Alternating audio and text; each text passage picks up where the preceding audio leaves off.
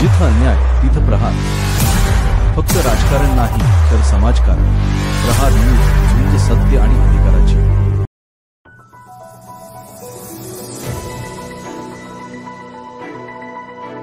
इचलकरंजी नशेसाठी वापरातील इंजेक्शनची विक्री व साठा जप्त.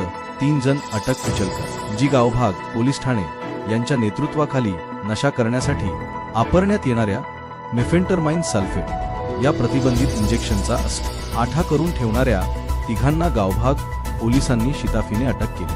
त्यांच्याकडून सुमारे 15 इंजेक्शनचा साठा, 51,000 रुपये रोकड, 3 मोबाईल आणि 2 मोटारसायकल असं सुमारे 11,12,1864 रुपये किमतीचा मुद्देमाल जप्त करण्यात आला आहे.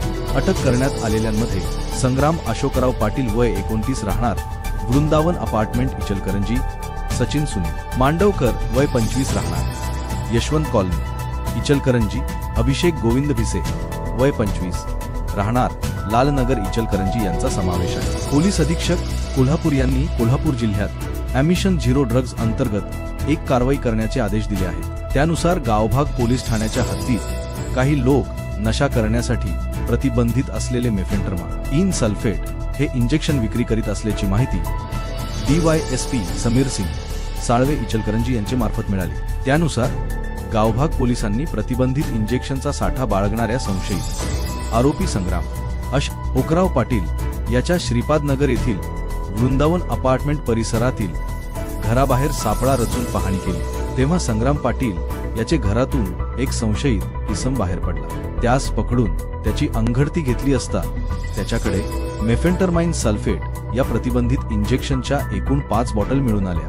चौकशीत त्याचे नाव सचिन सुनील मांडवकर असे असल्याचे सांगितले. त्यानंतर लागलीच संग्राम पाटील याच्या घरी शोध घेतला असता आणखी इंजेक्शनच्या 18 बॉटलचा साठा मिळून आला. त्यानंतर संग्राम पाटील व सचिन मांडवकर यांच्याकडे अधिक चौकशी केली असता त्यांनी लालनगर येथील अभिषेक गोविंद भिसे याचेकडे देखील या इंजेक्शनचा साठा असल्याचे सांगितले. ताब्यात घेतलेल्या दोघांनी अभिषेक यास सदर प्रतिबंधित इंजेक्शन घेऊन येण्यास सांगितले. तेव्हा अभिषेक यास पोलिसांनी सापळा रचून पकडले. त्याचेकडे इंजेक्शनच्या 7 बॉटल मिळून आल्या. त्यानंतर त्याच्या घरात शोध घेतला असता आणखी 22 बॉटल मिळून आल्या.